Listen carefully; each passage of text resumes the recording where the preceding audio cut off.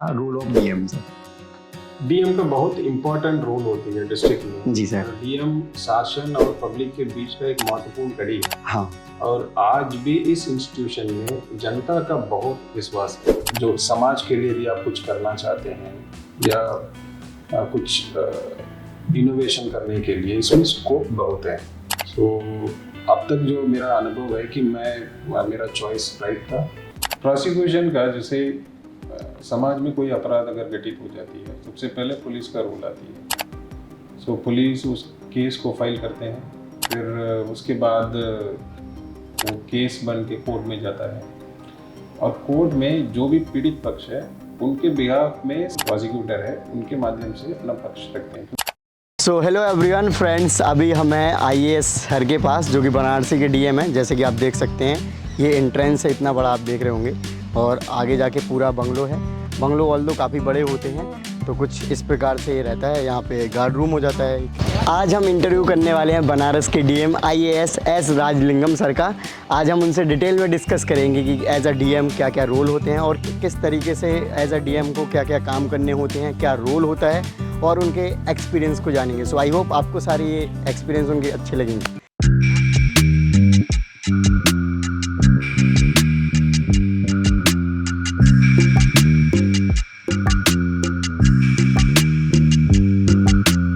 So friends, चलिए मिलते हैं शानदार पर्सनैलिटी से और जानते हैं आज उनसे। नमस्कार सर। नमस्कार सर, सबसे पहले आपसे जानना चाहेंगे कि आप कहाँ से बिलोंग करते हैं और आपका एजुकेशनली बैकग्राउंड क्या रहा है। मैं वैसे तमिलनाडु से बिलोंग करता हूँ जी। और बेसिकली मैं एक इंजीनियर हूँ और पढ़ाई सब मैं वहीं पे किया था। वहाँ एक तेनकाशी जनपद है, ओके। वहाँ पे कड़ैयानल्लूर एक टाउन है, वहीं से बिलोंग करता हूँ। सर, उस टाइम पे आपने सिविल सर्विसेज का कैसे सोचा कि आपको प्रिपरेशन करना है या फिर आईएएस बनना है?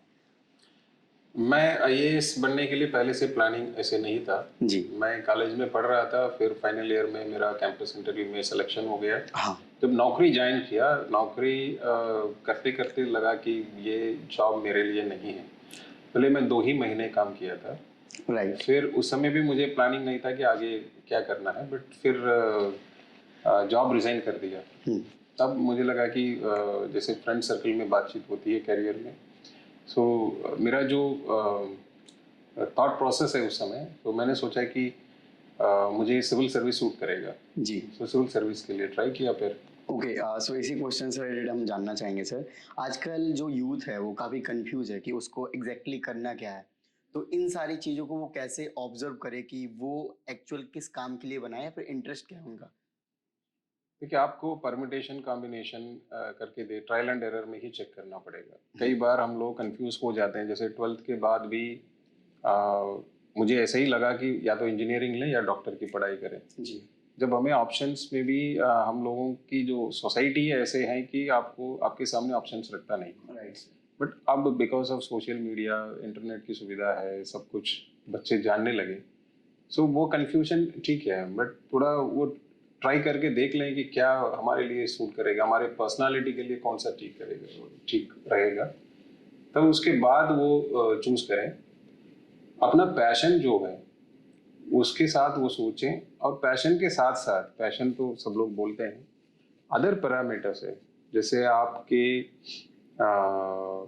उस फील्ड में जो है उनसे उसकी जो प्रोस एंड कॉन्स को एक बार जान लें। फिर उसके बाद आप एक इन्फॉर्म डिसीजन लेने के लिए मैं सजेस्ट करूंगा।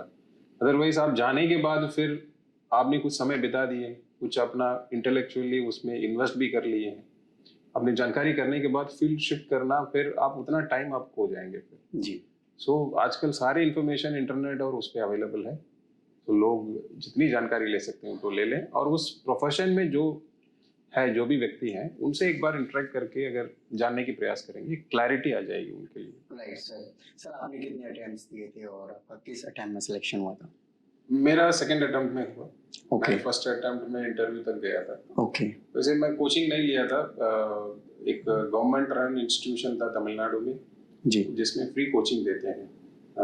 पूरे जो एक एंट्रेंस रखते हैं जिसमें सेलेक्ट होने पर वो पूरा फ्री कोचिंग देते हैं। सो आप ब्रिलियंट स्टूडेंट्स रहे हैं बचपन से? नहीं, it should be objective oriented. मैं अबव एवरेज बोलूंगा। Okay. इट्स नॉट जैसे और टॉपर कैटेगरी में तो नहीं था। हम्म, हाँ, बट ये जो टास्क है, टास्क ओरिएंटेड रहता है मेरा जो भी काम है, it should be task oriented.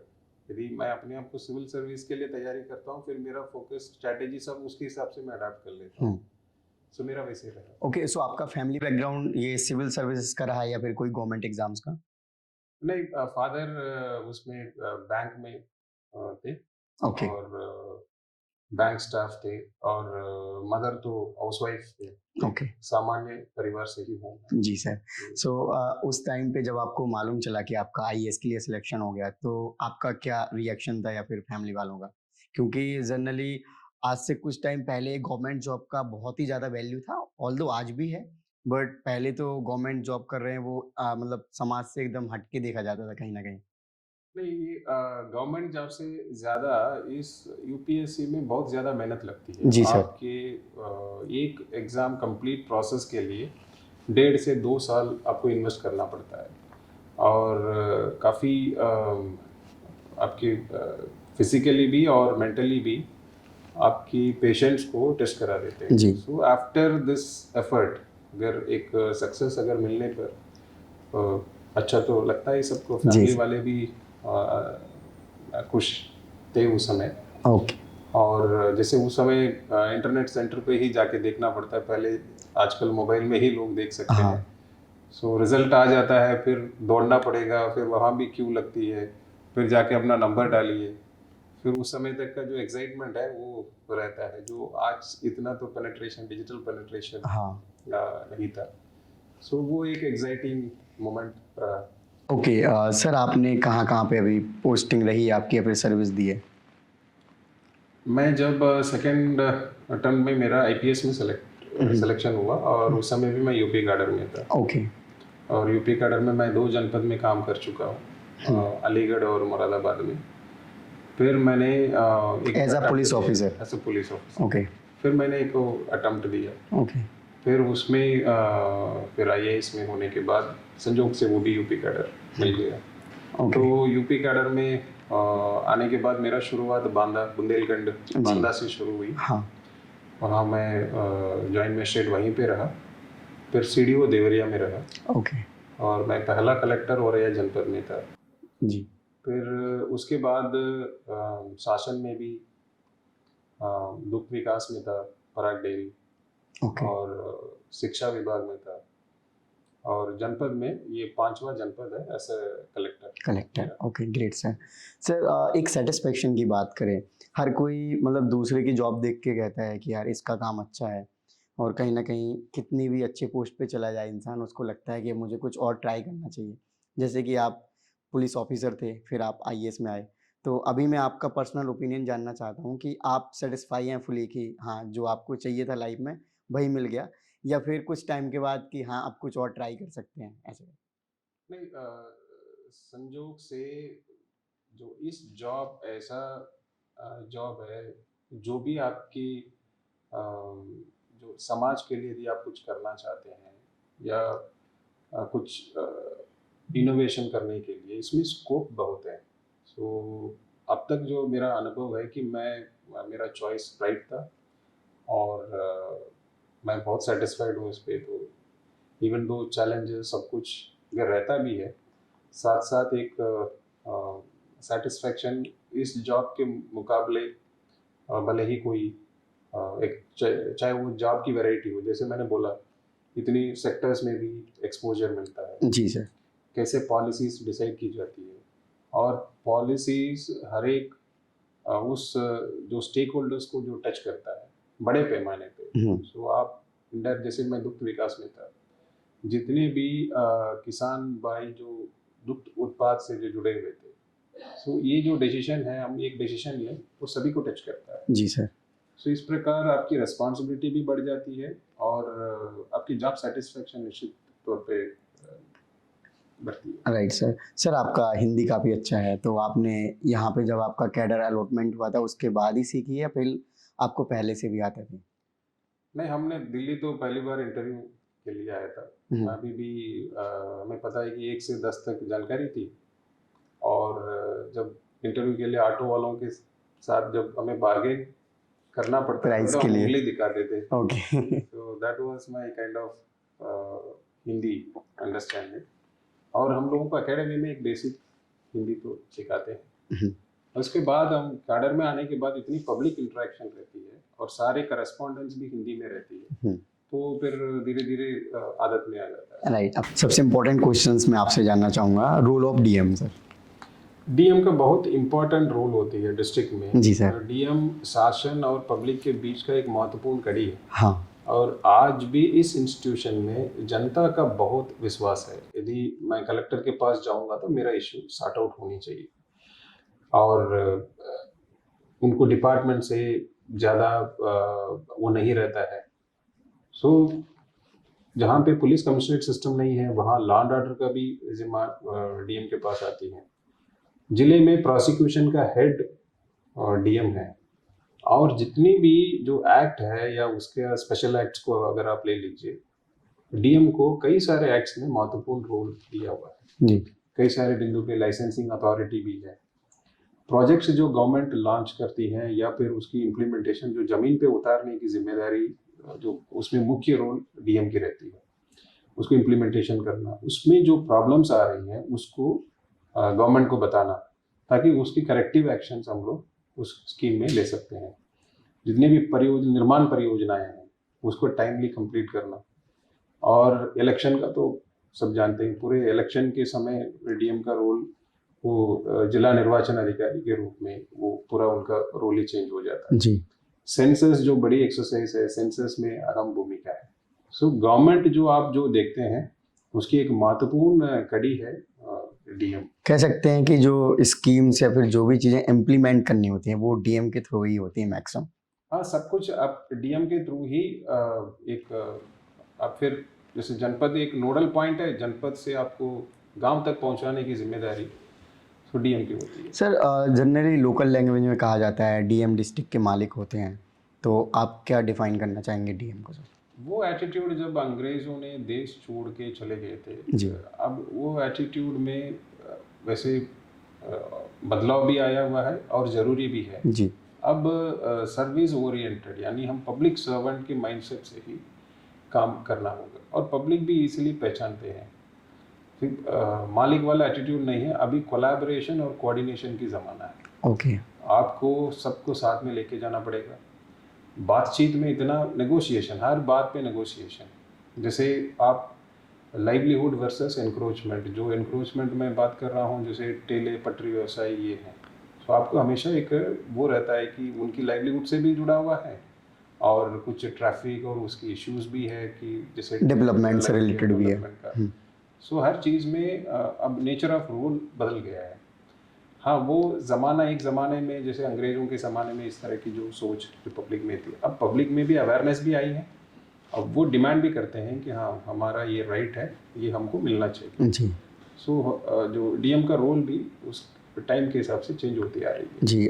मैंने सीनियर आईएएस ऑफिसर्स के इंटरव्यू करे हैं, तो सबसे ज़्यादा वो एंजॉय की पोस्ट की बात करते हैं, या फिर जिसके बारे में वो सबसे ज़्यादा बात करना चाहते हैं वो डीएम पोस्ट के बारे में करना चाहते हैं। आपको भी बनारस में करीब 1.5 साल हो गया है, और सर ओवरऑल अगर मैं आपसे टाइमिंग जानना चाहूँ डीएम पोस्ट पर आपने कितना टाइम से सर्विस कर रहे हैं? नहीं, ये लगभग मैं पूरे अभी तक 2009 बैच का हूँ, लगभग 8 साल मैं डीएम रह चुका हूँ। बट शासन की पोस्टिंग में भी आपको काफ़ी स्कोप है काम करने का। जैसे मैंने एक डेयरी का ही उदाहरण दिया था। जी सर। सो जैसे आजकल शासन का ये रहता है कि फार्मर्स की जो इनकम है उसको दोगुना करने की। अगर उस पॉइंट ऑफ व्यू से सोचें कि किसान को कई बार वेदर में फ्लक्चुएशन है, उसके कारण उसमें कुछ इनकम में कटौती हो जाती है, तो वो कंपनसेट करने के लिए एक मीडियम है, और अच्छे समय पे तो और अच्छा वो रहता है। सो उसको कैसे थ्रू मिल्क प्रोडक्शन उनके आय में कैसे दोगुना कर सकते हैं। अब इसको एक मैक्रो व्यू पे देखिए, कितने किसानों को हम प्रभावित कर सकते हैं। जी सर। इसी प्रकार अगर आप एग्रीकल्चर सेक्टर में हैं, आप किसानों के लाइफ को सीधे वो करेंगे। अगर आप विमेन एंड चाइल्ड डेवलपमेंट में हैं, ये बच्चों की माल न्यूट्रिशन और हेल्थ उस पर करेंगे, असर पड़ेगा। आप हेल्थ डिपार्टमेंट में हैं, तमाम हमारे जो मैटरनल मोर्टेलिटी है, इन्फेंट मोर्टेलिटी है, हेल्थ इंडिकेटर्स है, उस पर आप इम्पैक्ट कर सकते हैं जी। सो ये एक रास्ता है। हाँ निश्चित है कि हाँ एज डीएम आपका यहीं से आप सब कुछ सीखते हैं, बट अल्टीमेटली आपको इसमें इसकी जो अनुभव है इसको ले जाके पॉलिसी ऐसे बनाना है कि ताकि जो एग्जिस्टिंग समस्या है वो हल होते जाए। ओके, कोई ऐसी स्टोरी रही होगी ड्यूरिंग द पीरियड जो आप शेयर करना चाहें, जो काफ़ी मोटिवेटिंग हो या फिर इंफॉर्मेटिव हो, लोगों को जानने में इंटरेस्ट हो सर? कई ऐसे इंसिडेंट्स होती है हम लोगों के उसमें, public from all works of life हम लोग जो डील करते हैं, बट सबसे सेटिस्फैक्ट्री ये रहता है कि जो आप सबसे कमज़ोर व्यक्ति को आप जब कुछ आपके इंटरफेरेंस से उनको कुछ मदद मिलता है तो वो बहुत सेटिस्फैक्ट्री रहता है। बाकी काम रूटीन एक तरह आप कह सकते हैं कि रूटीन वर्क तो है, बट आपके प्रेजेंस से आप उनके लाइफ में क्या बदलाव आया, उनके लाइफ में एक आगे बढ़ने के लिए क्या उनको हम उपलब्ध कराएं, ये सबसे सेटिस्फैक्ट्री चीज़ रहता है। आपने किसी एक समूह है मान लीजिए, उनको आपने एक लाइवलीहुड का साधन बनाया जिसकी वजह से उनकी आर्थिक स्टेटस में बढ़ोतरी होती है, that is very satisfactory experience. So इस तरह का हम लोगों के टेन्योर में काफ़ी स्कोप मिलता है। ओके सर, मैं एक सीक्वेंस जानना चाहूँ आपसे, वर्क डिस्ट्रीब्यूशन कह लें या फिर पावर डिस्ट्रीब्यूशन कह लें, जैसे कि संसद है, कोई कानून बना या फिर जो भी है संविधान के अकॉर्डिंग, फिर कैबिनेट जो मिनिस्ट्री है या कैबिनेट है जो उसके अकॉर्डिंग फिर अलग अलग मिनिस्ट्री में जाएगा आई थिंक, फिर सर जैसे सेक्रेटरी लोग हो गए, फिर सीएम, और कैसे मतलब डिस्ट्रीब्यूशन होता है सर, एक बार हम जानना चाहेंगे सर आपसे।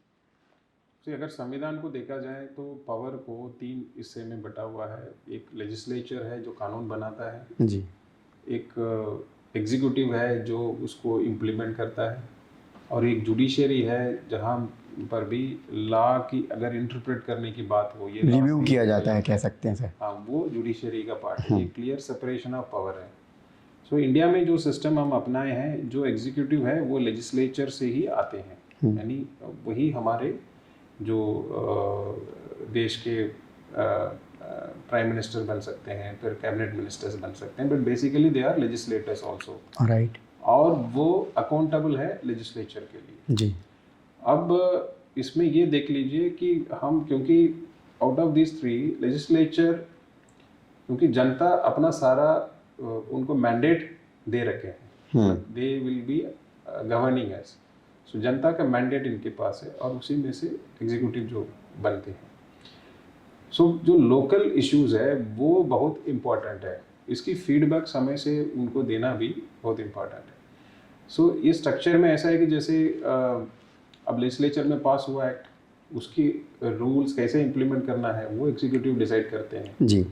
सो फिर रूल्स के बाद फिर उसमें जो गैप्स है कैसे करना है, क्या फॉर्म क्या होगी, वो फिर उसको जीओ कहते हैं, गवर्नमेंट ऑर्डर, गेसेट ऑर्डर जो बोलते हैं, फिर वो निकलती है, फिर उसके अनुसार फील्ड में काम होती है। तो बेसिकली हम लोगों का काम उस पर इम्प्लीमेंट करना, यदि किसी संशोधन की आवश्यकता है, कुछ अमेंडमेंट की अगर रिक्वायरमेंट है, उसको गवर्नमेंट तक पहुंचवाना, यही रोल रहता है। And even at the district level भी अगर देखा जाए तो जो हमारे माननीय जनप्रतिनिधिगण भी है, जो जनता की क्या प्रॉब्लम है उसको वो वॉच करते हैं, जुडिशरी अलग से वो करती है, और एग्जीक्यूटिव का जो एज एग्जीक्यूटिव हेड इसको कोऑर्डिनेशन बीच में करना, ये सारा रोल हम लोगों का वो रहता है। So that is how the governance is distributed.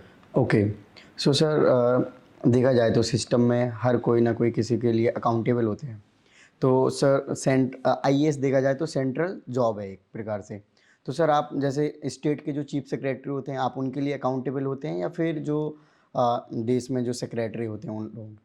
नहीं, भले ही इसमें लिखा हुआ है कि Indian administrative service, but all India service जो आईएएस है, आईपीएस है, फॉरेस्ट सर्विस है, सो हम लोग बेसिकली देखा जाए तो स्टेट कैडर के रूप में ही काम करते हैं, अनलेस हम लोग डेपुटेशन में नहीं जाते हैं। सो हम लोगों को पूरा स्टेट को ही एक तरह मान लीजिए सपोर्ट किया जाता है। सो हम इस स्टेट में हैं, so we are accountable to the state, यानी स्टेट में जो इलेक्टेड है, जो ऑनरेबल सीएम है, फिर उन्हीं के मैंडेट को एज ब्यूरोक्रेसी के हेड है जो चीफ सेक्रेटरी के, सो फिर उनको माध्यम से हम लोग वो करते हैं। अगर ये घूम फिर के देखा जाए तो ultimately all are accountable to people जी। सो बट इमीडिएट अगर हायरार्की वाइज देखा जाए तो it is through chief secretary and police DGP, then they are accountable to honorable CM, then again honorable CM is accountable to the state legislature.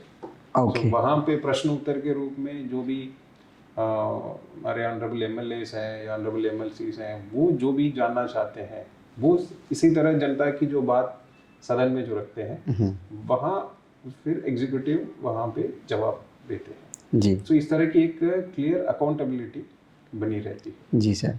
Sir family में अगर देखा जाता है तो जितने मेंबर होते हैं, जो फैमिली हेड होते हैं, अगर कोई प्रॉब्लम आती है तो वो कोई भी वर्क कर रहे होते हैं, उनको टाइम निकालना पड़ता है उस पर्टिकुलर चीज़ के लिए। एज अ डीएम सर, आपका शेड्यूल तो आई थिंक पूरे ही बिजी रहता होगा। जैसे देखा जाए 24 घंटे, कल को रात में कोई बड़ी दुर्घटना हो गई तो आई थिंक आपको भी प्रेजेंट होना पड़ता होगा वहाँ पे। कैसे रहता है सर ये शेड्यूल? नहीं, हम लोगों का जो फील्ड लेवल में अनशेड्यूल रहता है और फैमिली लाइफ थोड़ा सा उसमें कॉम्प्रोमाइज़ करना पड़ता है, बट एक तरह का ऑक्यूपेशन, हर ऑक्यूपेशन का अपना प्लस एंड माइनस है। आप जैसे एक अगर आर्मी का लीजिए, वो पूरे साल उनको बाहर करना पड़ेगा, साल में 2 महीने के लिए आते हैं, so that is a different kind of उसकी जॉब रिक्वायरमेंट है। सो हम लोगों के साथ ये ज़रूर रहता है कि हम फैमिली के लिए टाइम देने में थोड़ा उतना नहीं दे पाते हैं जितना एक नॉर्मल व्यक्ति दे सकते हैं, बट अगेन दैट इज़ वो फैमिली भी अंडरस्टैंड कर लेती है यही जॉब नेचर होने के नाते।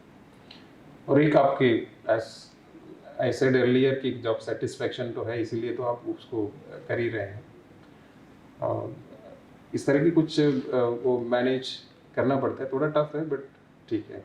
सर जैसे बनारस है, बनारस काफ़ी बड़ा ज़िला है और इसमें बहुत सारे आपके तहसील या फिर कह सकते हैं डिविजन्स आते हैं, और वहीं सेम देखा जाए आप जैसे बांदा में थे तो वो थोड़ा छोटा है इसके कंपैरिजन में देखा जाए, तो वर्कलोड किस प्रकार से चेंज हो जाता है? क्योंकि सेम चीज़ें आप वहाँ मैनेज कर रहे थे, अब आपको डबल से भी काफ़ी ज़्यादा चीज़ें यहाँ पे मैनेज करनी पड़ती हैं।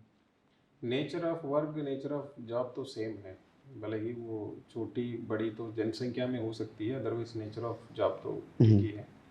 कुछ प्रायोरिटीज़ बदल जाता है, जैसे नंबर ऑफ प्रोजेक्ट्स जो है, और जैसे अगर आबादी ज़्यादा हो तो ये स्वाभाविक है कि वहाँ की ब्लॉक ज़्यादा होंगे, स्कीम्स में बेनिफिशियरी ज़्यादा होंगे, और अगर अभी रोड का या किसी का भी आप ले लीजिए उसकी क्वांटिटी ज़्यादा होगी, सो उतना आपको वर्क में भी ना आपको एक्स्ट्रा एफर्ट तो देना ही पड़ता है।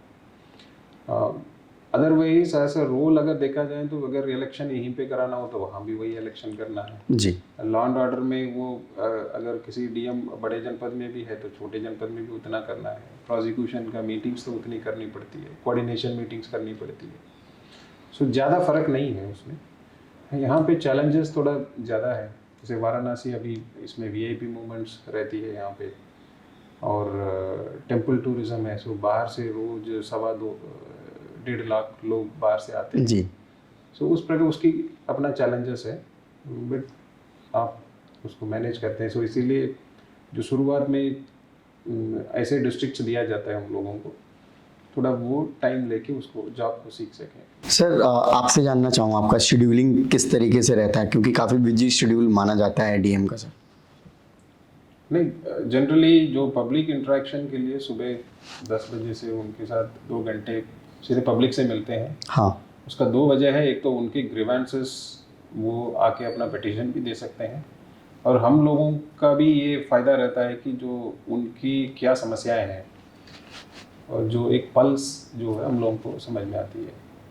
फिर कोर्ट वर्क हमें करना पड़ता है, कोर्ट का जो रेवेन्यू केस डिस्पोजल और ये सब, और फिर मॉनिटरिंग है, मॉनिटरिंग ऑफ डिफरेंट स्कीम्स जो नीचे तहसील लेवल पे, ब्लॉक लेवल पे कैसे स्कीम का इम्प्लीमेंटेशन, उसकी प्रोग्रेस, वो सबको मॉनिटर करना पड़ता है।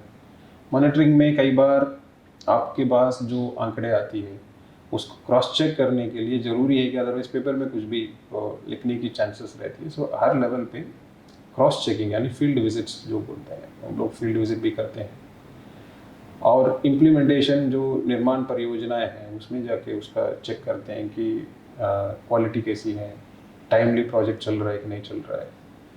कोऑर्डिनेशन मीटिंग जो सबसे इम्पॉर्टेंट है, जैसे कोई अगर बिल्डिंग बनना हो, सबसे पहले लैंड, गवर्नमेंट लैंड, तो लैंड का डिस्प्यूट ना हो, और वहाँ पे लो लेइंग हो तो फिर उसके लिए अल्टरनेटिव लैंड देना होगा या लैंड फिल करना पड़ेगा। फिर बिल्डिंग बनने के बाद अदर डिपार्टमेंट्स का भी आ जाते हैं, बिजली विभाग आ जाती है, डेवलपमेंट अथॉरिटी आ जाते हैं। सो अंतर विभागीय समन्वय एक बहुत बड़ी चुनौती रहता है।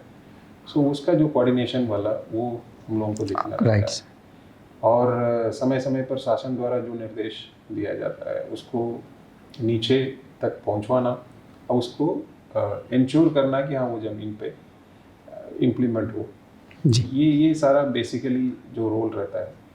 और बहुत अनशेड्यूल्ड टाइमिंग्स रहती है। ओके सर, जैसे कि सुना जाता है कि डीएम की अनुमति से ही कोई चीज़ें डिस्ट्रिक्ट में होंगी, जैसे कि जिला बदर बोलते हैं जिस चीज़ को, और कोई क्रिमिनल है तो उसे गुंडा डिक्लेयर करने का भी काम डीएम के द्वारा ही किया जाता होगा, आई थिंक, मुझे पता नहीं है। और कह सकते हैं सर, जो प्रॉपर्टी होती है जो डिस्ट्रीब्यूटेड होती है, या फिर कहीं पे कोई ऐसी प्रॉपर्टी है जो कि पता ही नहीं किसकी है, तो वो भी काम किसके द्वारा किया जाता है सर? जैसे इसमें यूपी में क्रिमिनल एलिमेंट्स है उनके ऊपर नज़र रखने के लिए दो महत्वपूर्ण एक्ट है, एक गुंडा एक्ट है, एक गैंगस्टर एक्ट है, जिसके तहत कार्रवाई पुलिस और डिस्ट्रिक्ट मजिस्ट्रेट को कार्रवाई करने के लिए अधिकार दिया हुआ है। जब पुलिस किसी को उनको ये लगता है कि ये गुंडा है और उनके खिलाफ कोई साक्ष्य देने से डरता है या आगे नहीं आते हैं, तो उसमें कुछ कानून का जो रिक्वायरमेंट है उस बेसिस पे वो रिपोर्ट भेजते हैं। उसके बाद सुनवाई का अवसर दिया जाता है, और यदि डीएम को लगता है कि नहीं ये पुलिस की वर्जन सही है तो उनको गुंडा डिक्लेयर कर सकते हैं या उनको उससे बरी भी कर सकते हैं। यदि गुंडा डिक्लेयर करते हैं फिर आगे उनको थाने में हाजिरी लगाने का या फिर जनपद से कुछ समय के लिए आप बाहर करने का आदेश भी कर सकते हैं। ये कानून व्यवस्था पे नियंत्रण रखने के लिए ऐसे जो एलिमेंट्स है, जो गुंडा एलिमेंट्स है, जिनके कारण पब्लिक में भय है, तो उनके ऊपर नियंत्रण रखने के लिए ये कानून है। इसी प्रकार कोई गिरोह बना के आर्थिक रूप से यदि उन्होंने संपत्ति अर्जित किया हो और वो संपत्ति जो अपराध में संलिप्त होने के कारण ही उन्होंने अर्जित किया हो, और पुलिस को ऐसे कुछ साक्ष्य मिला है कि हाँ ये संपत्ति उनके आपराधिक कृत्य से इन्होंने अर्जित किया है, वो यदि रिपोर्ट देते हैं उसको अटैच करा सकते हैं ताकि वो संपत्ति को यूज़ ना करें। क्योंकि एक ये माफिया टाइप के जो काम करके कोई अगर संपत्ति अर्जित कर दिया फिर उससे उनको और आय मिलती रहती है, फिर उससे और अपने हरकतें वो बढ़ाता जाएगा जी। उस पर नियंत्रण रखने के लिए इस तरह की ये गैंगस्टर एक्ट में ये प्रोविजन दिया हुआ है।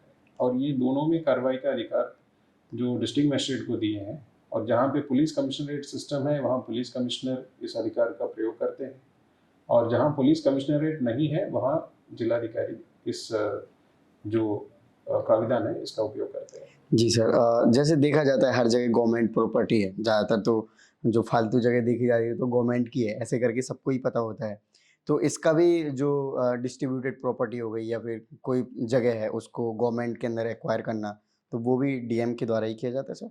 भूमि का जैसे अधिग्रहण है, जैसे आज कोई बड़ा प्रोजेक्ट लाना है, इतने एकड़ जमीन चाहिए, तो वो जमीन अधिग्रहण करने का जो है जैसे भूमि उसको लैंड एक्विजिशन ऑफिसर बोलते हैं, उनके माध्यम से करते हैं। जैसे मैंने कहा था most of the special acts में वो कार्रवाई थ्रू डीएम ही होती है। ओके। तो उस रिस्पॉन्सिबिलिटी के जरिए डीएम अपना लैंड एक्विजिशन करते हैं। ओके, जैसे डिफरेंट डिफरेंट मूवीज़ में दिखाया जाता है, ज़्यादातर जो क्रिमिनल या फिर जो चीज़ें चल रही होती हैं समाज में, पुलिस ऑफिसर ही डील करते हैं, डीएम का कहीं रोल नज़र आता नहीं है।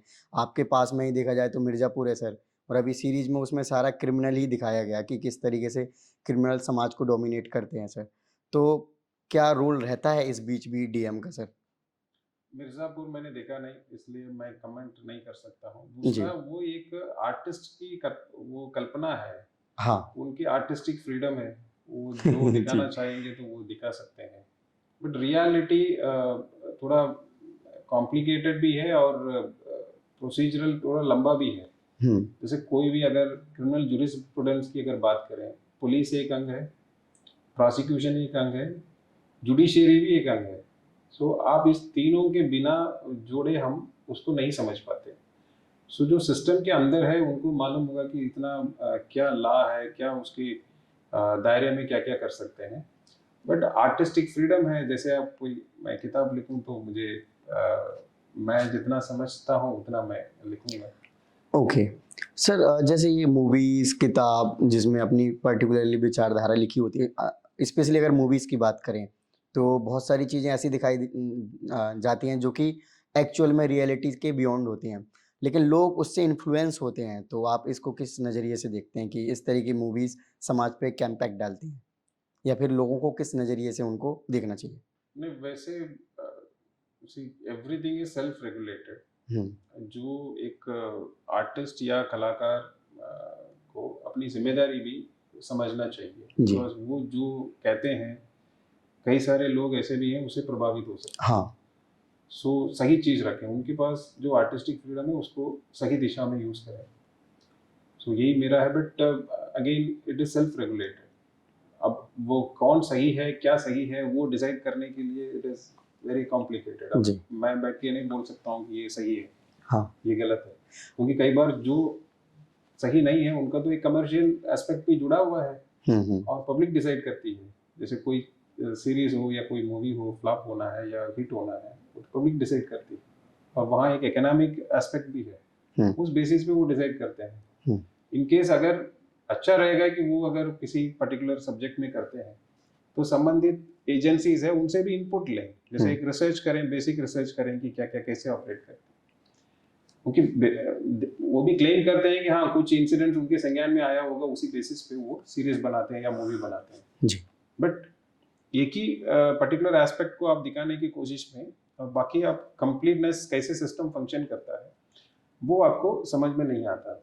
और कई बार पब्लिक इस इंप्रेशन में चला जाता है कि हाँ नहीं, ये इंस्टीट्यूशन जो है काम नहीं कर रहा है या किसी को फेवर कर रहा है या इस तरह की जो इश्यूज का कारण है। सो गलत समझने का भी स्कोप बनी रहती है। जी। तो एडवाइस ये रहेगा कि वो एक बेसिक रिसर्च करके उसके बाद कर। वैसे मैं मिर्ज़ापुर सीरीज देखा नहीं। Okay sir. सर, आप बार बार वर्ड प्रोसिक्यूशन यूज़ कर रहे हैं सर, इसका मीनिंग क्या है सर? प्रोसिक्यूशन का, जैसे समाज में कोई अपराध अगर घटित हो जाती है, सबसे पहले पुलिस का रोल आती है। सो पुलिस उस केस को फाइल करते हैं, फिर उसके बाद वो केस बन के कोर्ट में जाता है और कोर्ट में जो भी पीड़ित पक्ष है उनके बिहाफ में सरकार अपने वकील के थ्रू, जो सरकारी वकील हम लोग आम भाषा में बोलते हैं, जो प्रोसिक्यूटर है, उनके माध्यम से अपना पक्ष रखते हैं। क्योंकि कोई भी अपराध को ये माना जाता है कि वो crime is against the society, क्योंकि उसको देख के और 4 लोग प्रभावित हो सकते हैं। सो अगर उसको ठीक से नियंत्रित नहीं करते हैं तो उसका कुप्रभाव पड़ेगा, जो एक सोशल ऑर्डर पे और लॉ एंड ऑर्डर पे। जी।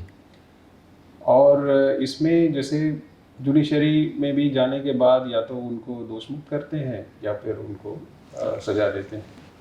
अगर दोषमुक्त करते हैं फिर उसकी विश्लेषण करना है, ये सही हुआ या नहीं हुआ, फिर उसमें अपील में जाना है कि नहीं जाना है। इस पूरा जो प्रोसेस है ये प्रोसिक्यूशन का, वो हम लोग बोलते हैं कि जैसे ये पूरा प्रोसिक्यूशन में पुलिस की अहम कड़ी है, जुडिशरी की अहम कड़ी है, इसी प्रकार डीएम का भी बहुत इंपॉर्टेंट रोल रहता है उसमें। ओके, कोई ऐसा रहा है कोई आपके संदर्भ में कोई घटना जो रातों रात जैसे दिखाया जाता है ना कि फास्ट फॉरवर्ड मूवीज़ में दिखाया जाता है, कोई रातों रात ऐसा ऑर्डर आया कि चेंजेस हो गए कुछ सारी चीज़ें?